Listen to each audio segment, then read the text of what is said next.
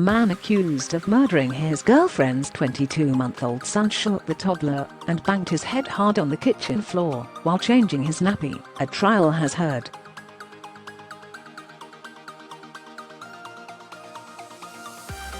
Jacob Marshall is said to have suffered multiple and catastrophic injuries at the hands of his mother's partner, Jonathan Simpson.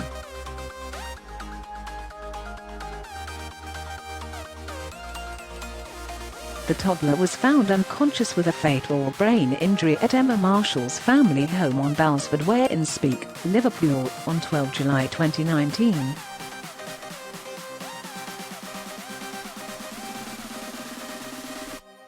Mr Simpson, 25, of no fixed address but from Winsford, Cheshire, is on trial at Liverpool Crown Court, where he denies murder and manslaughter.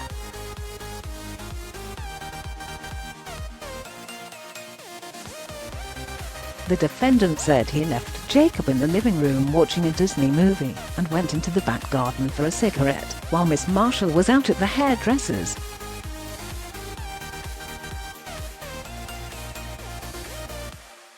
He said he heard a metallic bang and found Jacob unresponsive at the bottom of the stairs, so asked a neighbour for help with CPR.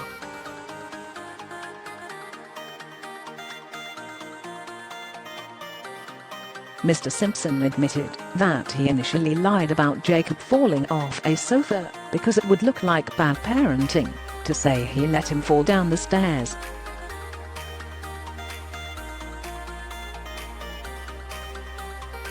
At a previous hearing, the court heard how Mr Simpson had given several different explanations for the child's death 2 months short of his second birthday.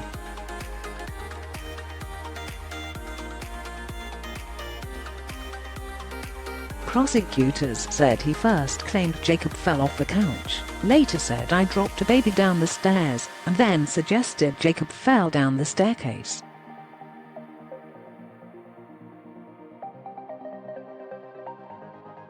He previously told the jury Jacob was walking around the house looking for his mother when she left, but today denied the child became upset and wouldn't stop crying, or that this made him angry.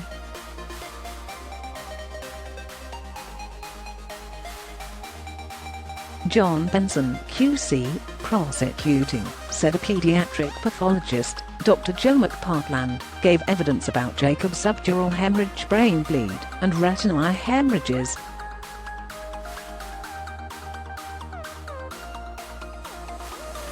He said she gave examples of the force required to cause his eye bleeds, such as a high-velocity car crash, falling from several stories, or a substantial impact to the head.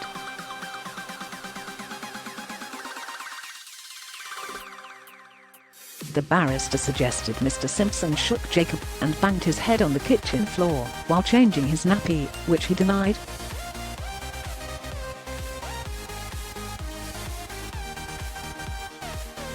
He added that he didn't know why the toddler had cried for 2 minutes before becoming unresponsive, and said he was panicking.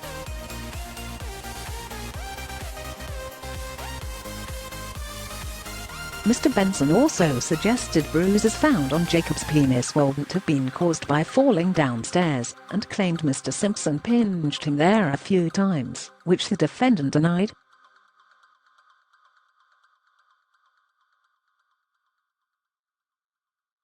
The hearing was told how Miss Marshall left the home at around 3 p.m. and Mr Simpson called an ambulance at 3:47 p.m, having spoken to neighbour Stephen Forster around 7 minutes before that.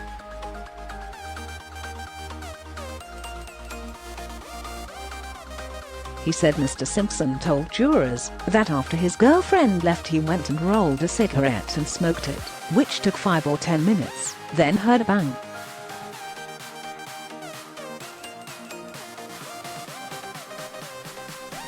The barrister suggested Mr Benson did something to Jacob in the big gap between coming in from his smoke at 3:10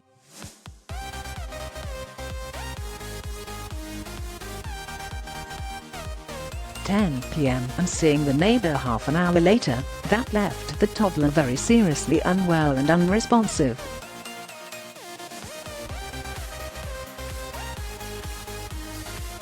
Mr. Simpson denied this, or that he had his fingers crossed hoping Jacob would come round, and therefore delayed doing anything.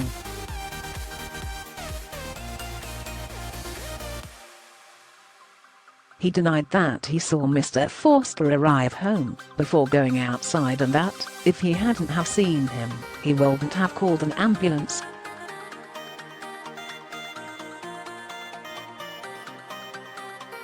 Mr. Simpson said, "I still would have called it at the same time and didn't ring 999 immediately because he panicked."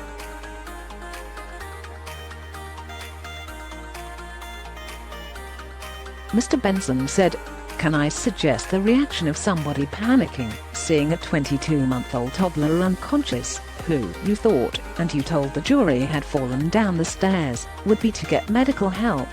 He denied thinking, "What am I going to say about this?" before he rang 999 and told the operator Jacob had fallen down the back of the sofa and hit his head on a radiator.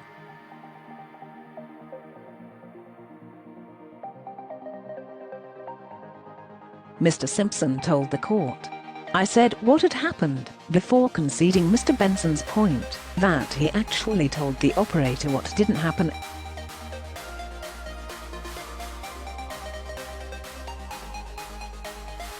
He suggested Mr. Simpson did everything to protect himself, not Jacob, a 22-month-old toddler who was critically ill.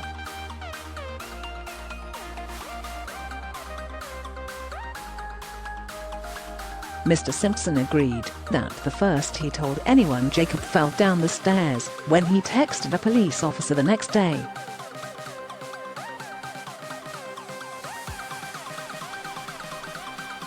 In the text, Mr. Simpson said, "I only said he fell off the couch because I didn't want to look like a bad parent who wasn't watching him."